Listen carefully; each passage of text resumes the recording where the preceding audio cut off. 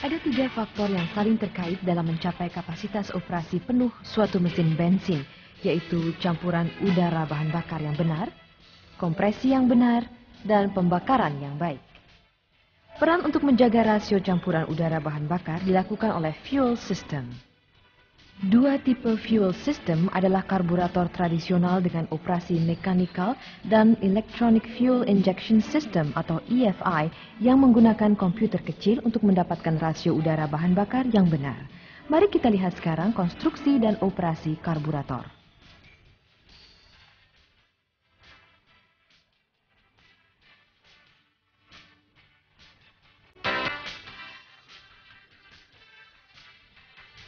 Dalam video ini akan kami perkenalkan 4 poin. Pertama, komponen fuel system. Kedua, prinsip operasi karburator serta pentingnya rasio udara bahan bakar yang benar. Ketiga, konstruksi dan fungsi karburator. 4, menyetel campuran idle.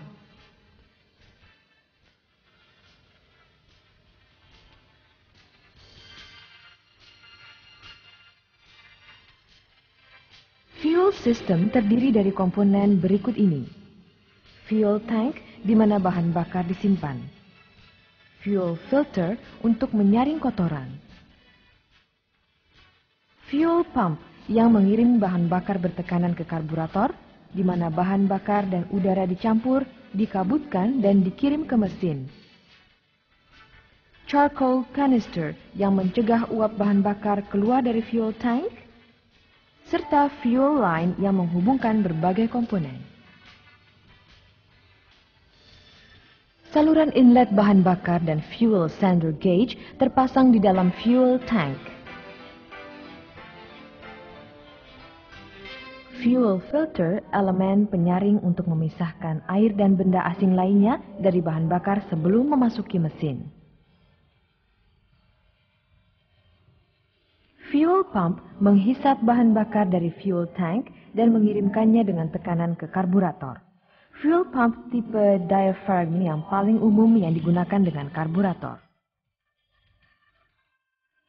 Fuel pump tipe diaphragm dari mesin 4AF terpasang pada engine block dan digerakkan oleh cam pada engine camshaft. Fuel pump memiliki diaphragm di dalamnya dan sepasang valve yang bekerja saling berlawanan arah satu sama lainnya.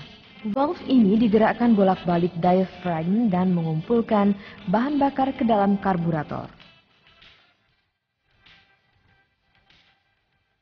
Charcoal canister mencegah uap bahan bakar keluar dari fuel tank. Canister diisi dengan charcoal aktif. Uap yang mengalir melalui charcoal diserap dan dikombinasi dengan udara luar, kemudian dikirimkan ke ruang bakar, di mana mereka dibakar.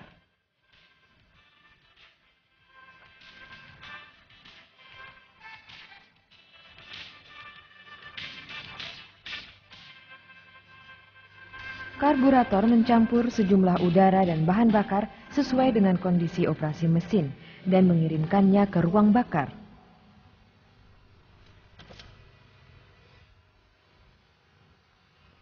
Prinsip yang ada di baliknya adalah serupa dengan sprayer cat manual. Apabila udara ditiupkan melalui pipa, cairan yang ada di dalam dihisap dan bercampur udara, membentuk semprotan. Pertambahan kecepatan udara yang mengalir melalui pipa akan menimbulkan tekanan yang menghisap cairan dan membuat kabut.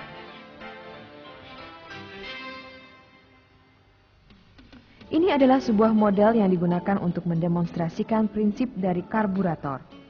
Udara ditiupkan pada bagian dasar menimbulkan vacuum yang memaksa cairan keluar. Kami akan menjelaskan fungsi karburator dengan menggunakan model ini. Pertama, kami akan melakukan tes di mana nozzle pipa bahan bakar sendiri menonjol ke dalam pipa udara. Apabila vacuum diberikan pada bagian dasar pipa, kita dapat menyaksikan bahwa bahan bakar naik di dalam pipa kecil, tetapi tekanan udara tidak cukup, bahan bakar tidak keluar dari pipa.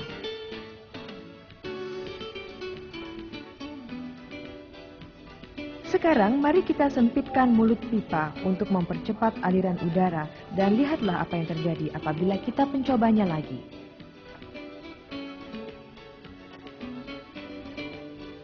Sebagaimana yang dapat Anda lihat, cairan dikabutkan yaitu diubah menjadi kabut yang dapat ditiup dengan lebih mudah melalui pipa.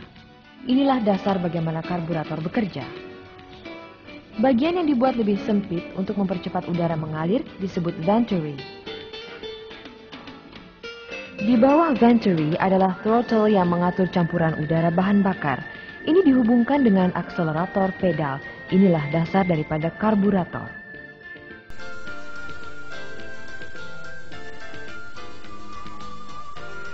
Beginilah bagaimana udara dan bahan bakar dicampur, tetapi memberikan satu problem kepada kita, yaitu bagaimana mencapai dan menjaga campuran udara dan bahan bakar yang benar, atau air-fuel ratio yang benar. Secara teoritis, rasio optimum untuk pembakaran adalah 14,7 bagian udara untuk setiap bagian bahan bakar. Apabila rasio teoritis ini dicapai, maka hasilnya mesin akan mudah start dan pembakarannya sempurna. Selama rasio campuran ini disuplai oleh karburator, maka mesin akan bekerja lembut. Sekarang kita lihat kondisi pengendaraan yang berbeda dimulai dari saat kendaraan di start. Biasanya mesin masih dingin, sulit bagi bahan bakar untuk dikabutkan. Ini saja hanya mampu untuk membuat campuran udara bahan bakar yang kurang tepat. Jadi diperlukan campuran bahan bakar yang lebih besar terhadap udara. Selanjutnya, apabila mesin diakselerasi, kita tahu bahwa bahan bakar itu lebih berat dari udara.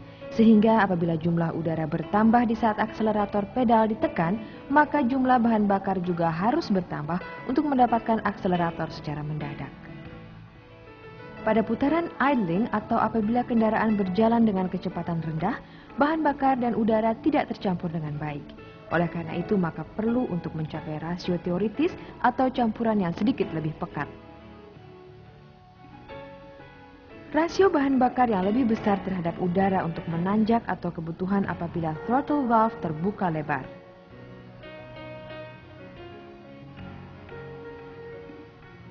Rasio teoritis atau campuran yang tidak terlalu pekat diperlukan dalam pengendaraan di jalan lurus dan rata dengan kecepatan konstan. Dengan demikian, sebagaimana yang dapat Anda lihat, karburator harus membuat campuran udara bahan bakar untuk berbagai kondisi pengendaraan.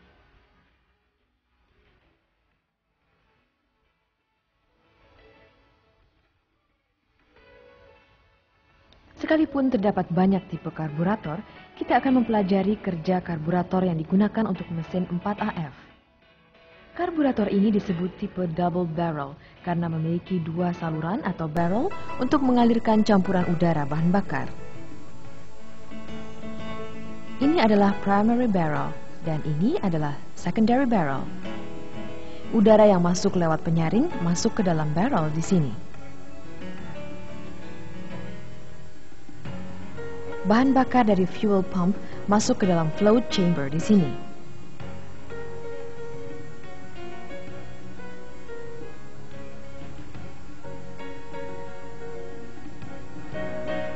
Selanjutnya, mari kita lihat float system.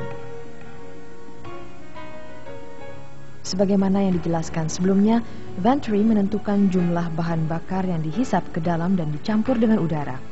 Tetapi apabila terjadi variasi tinggi nozzle dari permukaan bahan bakar bertanda H di dalam diagram, maka akan terjadi instabilitas campuran udara bahan bakar. Maka float system disiapkan sebagai alat untuk menjaga permukaan bahan bakar di dalam float chamber stabil yang akan meminimumkan jarak antara nozzle dengan permukaan bahan bakar.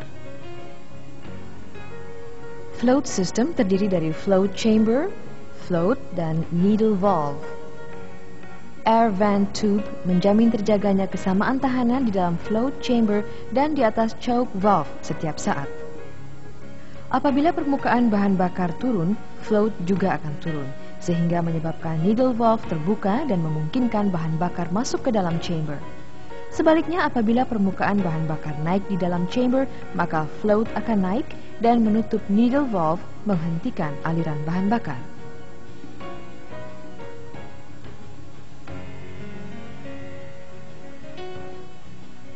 Karburator mesin 4AF memiliki berbagai sirkuit seperti yang nampak di sini untuk memelihara campuran udara bahan bakar. Di sini hanya primary barrel saja yang digunakan apabila kendaraan berjalan pada kecepatan rendah atau menengah, sedangkan pada kecepatan tinggi kedua primary dan secondary barrel digunakan. Kita lihat urutannya. Primary low speed circuit memasok campuran udara bahan bakar pada saat kendaraan idling atau berjalan dengan kecepatan rendah. Di sini kita akan menggunakan sebuah model untuk mendemonstrasikan. Seperti yang dapat Anda lihat, pembukaan throttle valve sangat kecil pada saat kendaraan idling atau berjalan pada kecepatan rendah. Jumlah udara yang dimasukkan oleh venturi kecil sehingga tidak cukup vacuum untuk menghisap banyak bahan bakar.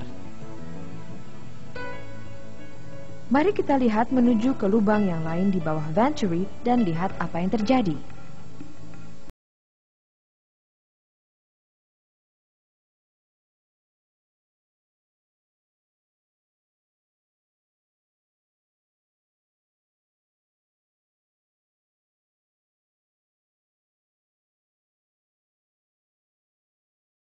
Aliran sebenarnya dari bahan bakar adalah sebagai berikut. Bahan bakar meninggalkan flow chamber dan melalui main jet, kemudian melalui slow jet yang mengontrol volumenya. Selanjutnya melalui primary air bleeder, di mana kemudian dicampur dengan udara, dan selanjutnya ke economizer jet, di mana volumenya dikontrol kembali. Kemudian udara dari primary air bleeder bercampur dengan baik dengan bahan bakar, dan di delivery dari idle port. Idle port dilengkapi dengan idle mixture adjusting screw agar rasio udara bahan bakar dapat di-setel. Campuran dapat dibuat lebih pekat dengan putaran idling. Pada saat throttle valve sedikit terbuka dari posisi idle akan terjadi peningkatan aliran udara. Akan tetapi bahan bakar yang disuplai oleh idle port saja akan menghasilkan campuran tipis. Untuk mencegah hal ini tersedia pula lubang lain yaitu slow port. Area permukaan efektif dari slow port bertambah apabila throttle valve dibuka. Hal ini menghindari campuran menjadi terlampau tipis sampai bahan bakar dapat di-delivery dari main nozzle.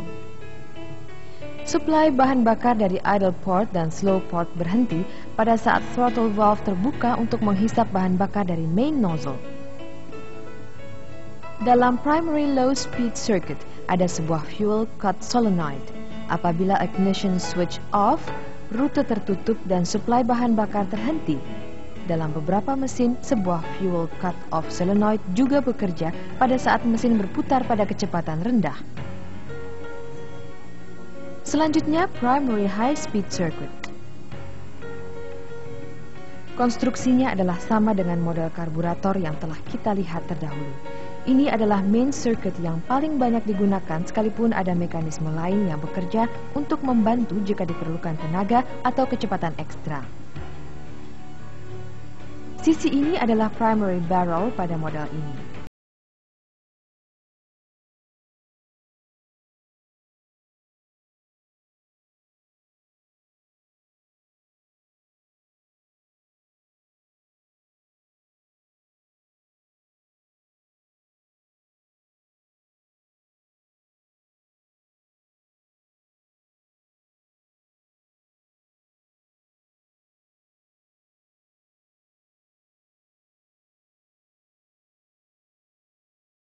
Bakar dikontrol pada main jet sebelum bahan bakar dicampur dengan udara dari primary air bleeder dan disemprotkan dari main nozzle. Bahan bakar dikabutkan oleh udara yang mengalir dengan kecepatan tinggi di mana bahan bakar masuk ke dalam ruang bakar. Ini menunjukkan bagaimana cara campuran udara bahan bakar diatur pada putaran idling dan pada putaran rendah serta medium. Tapi yang ini saja tidak akan menghasilkan tenaga yang diperlukan pada operasi kecepatan tinggi. Itu sebabnya karburator double barrel memiliki secondary barrel. Konstruksi secondary barrel pada dasarnya sama dengan primary barrel. Memiliki high speed circuit yang merupakan circuit utama dan low speed circuit yang mencegah campuran menjadi terlampau tipis ketika pembukaan throttle valve pada sisi secondary masih kecil. Mari kita lihat secondary low speed circuit untuk secondary barrel. Apabila primary throttle valve membuka lebih dari 60 derajat, cam pada kick-up system akan memaksa secondary throttle valve untuk sedikit membuka.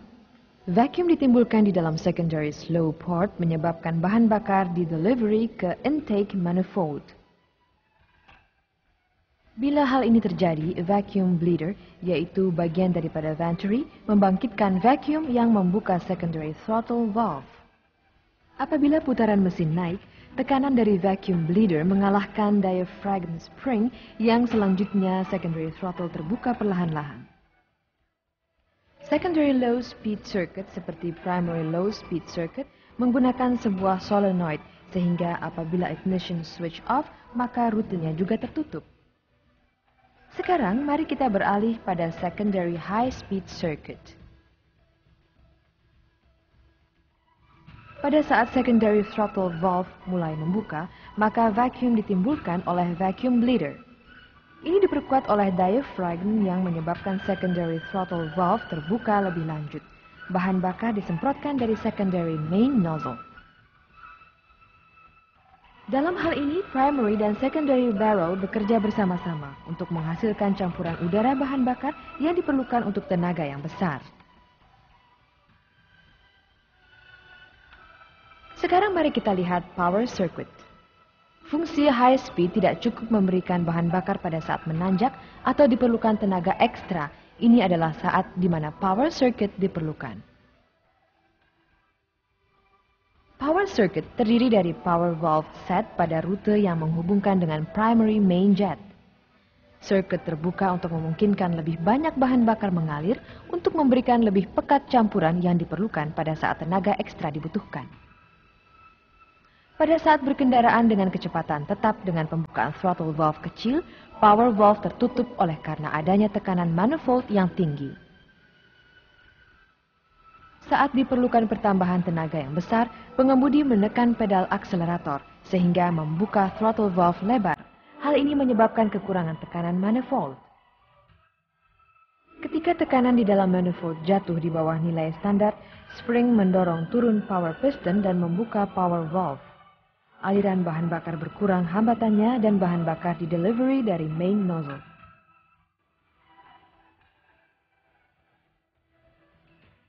Sekarang mari kita lihat acceleration pump. Kita tahu bahwa untuk mencapai akselerasi yang cepat, pengemudi harus menekan akselerator pedal secara mendadak.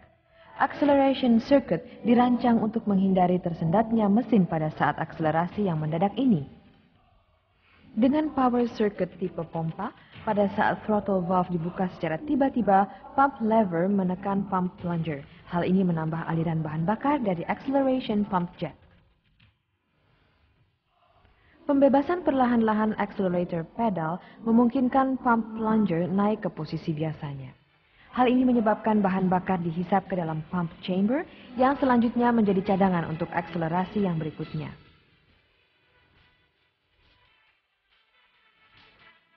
Ada pula auxiliary acceleration pump yang membantu acceleration circuit ketika mesin masih dingin. Pada saat air pendingin mesin masih dingin dan TVSV terbuka, tekanan dari intake manifold menyebabkan diaphragm dari power assist pump bekerja dan mengisi pompa dengan bahan bakar. Apabila akselerasi dicoba pada titik ini karena tekanan di dalam intake manifold rendah, diaphragm spring menyebabkan bahan bakar di dalam pompa disemprotkan oleh nozzle. Dalam hal ini, pompa memperbaiki kekurangan tenaga pada main speed pump. Ini mengantar kita ke choke system. Tanpa choke, akan sulit untuk start mesin di suhu yang dingin. Choke valve dipasang di atas nozzle untuk mengurangi jumlah udara pada saat start. Dengan cara ini, choke membantu start mesin dan memperbaiki kemudahan pengendaraan.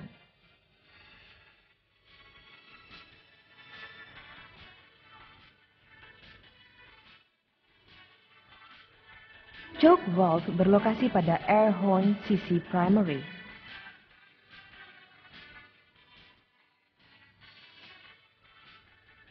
Di masa kini, sebagaimana yang nampak di sini, yang paling umum adalah automatic choke system. Kami juga akan mengenalkan electric automatic choke yang sekarang banyak digunakan pada kendaraan. Automatic choke dikontrol oleh kontraksi dan ekspansi sebuah bimetal element. Apabila temperatur turun sampai di bawah nilai setting, menekan dan membebaskan akselerator pedal akan mengakibatkan choke tertutup rapat oleh kontraksi bimetal element. Setelah mesin hidup, arus akan mengalir melalui electronic coil. Ini menimbulkan panas yang menyebabkan bimetal element berekspansi dan membuka choke baik sedikit saja.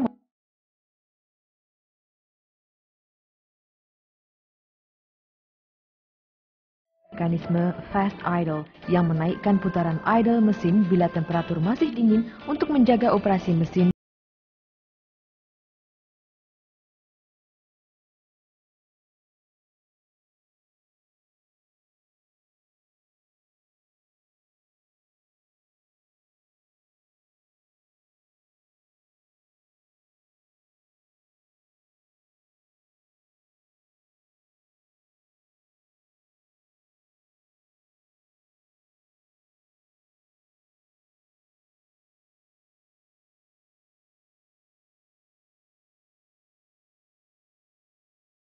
Cam follower naik ke atas cam dan fast idle dibebaskan. Hal ini menyebabkan throttle valve kembali ke posisi idle normal dan putaran mesin turun.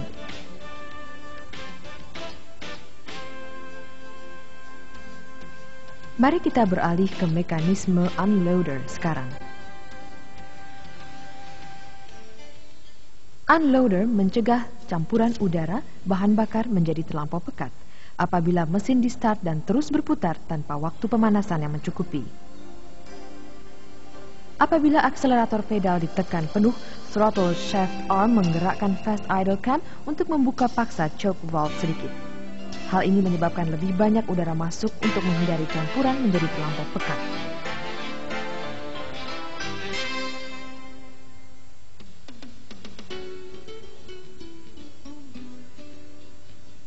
Mari kita lihat choke breaker. Pada saat start dingin, choke valve mungkin masih tertutup, memberikan campuran yang begitu pekat sehingga mesin tidak mau hidup.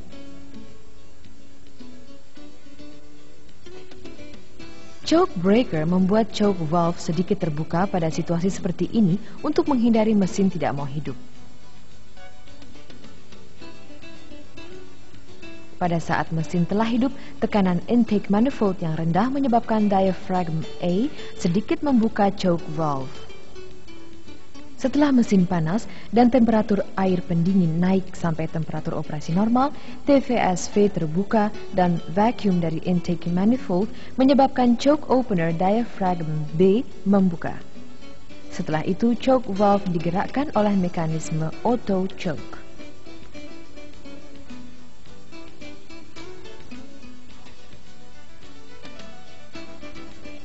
Sekarang, mari kita lihat bagaimana menyetel putaran idle dan campuran idle. Anda harus menggunakan CO meter untuk melakukannya sejauh memungkinkan. Pertama, untuk menyetel putaran idle dan campuran dengan benar, kita harus pastikan kondisi-kondisi berikut ini terpenuhi. Pastikan bahwa semua electrical accessories dimatikan. Cek untuk melihat bahwa transmisi pada posisi netral. Pastikan bahwa mesin telah panas. Konfirmasikan bahwa ignition timing telah benar.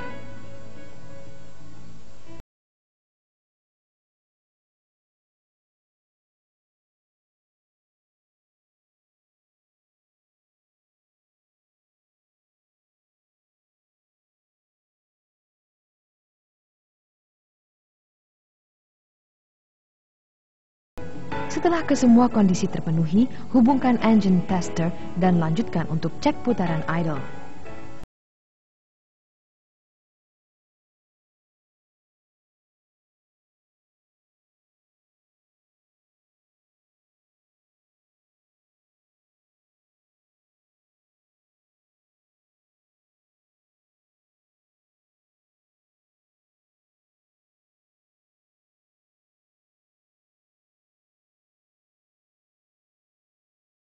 Adjusting screw untuk menyetel putaran mesin pada putaran idle tertinggi yang dimungkinkan. Kemudian putar idle speed adjusting screw untuk menyetel putaran idle sesuai dengan spesifikasi idle mixture speed. Ulangi kedua langkah sampai putaran mesin tidak dapat naik lagi di atas putaran idle tertentu.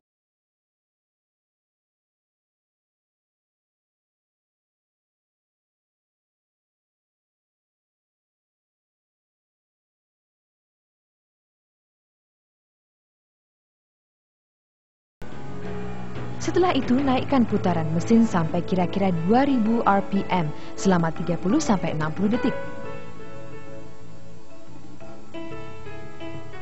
Biarkan putaran idle menjadi stabil selama 1-3 menit, kemudian tes gas buang dengan memasukkan CO meter probe 40 cm atau kira-kira 16 inci ke dalam knalpot.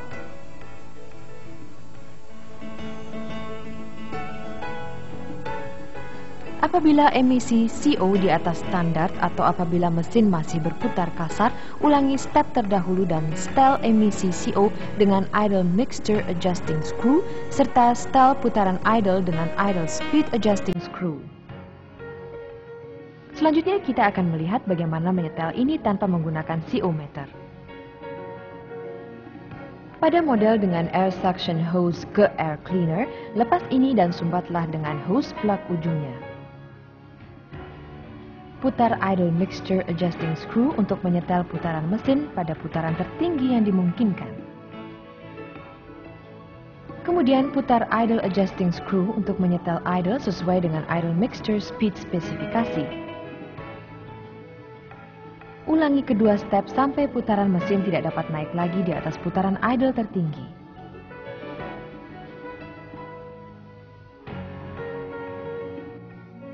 Akhirnya, putar idle speed adjusting screw untuk menyetel putaran idle pada spesifikasi penyetelan.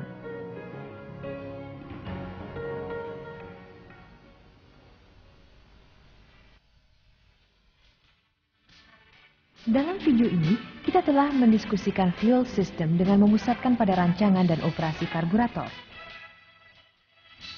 Fuel system sangat mempengaruhi operasi kendaraan, tenaga keluaran, dan efisiensi bahan bakar. Harapan kami, video ini dalam kaitannya dengan training material lainnya akan membantu Anda untuk memahami fuel system dan bermanfaat bagi operasi service harian Anda.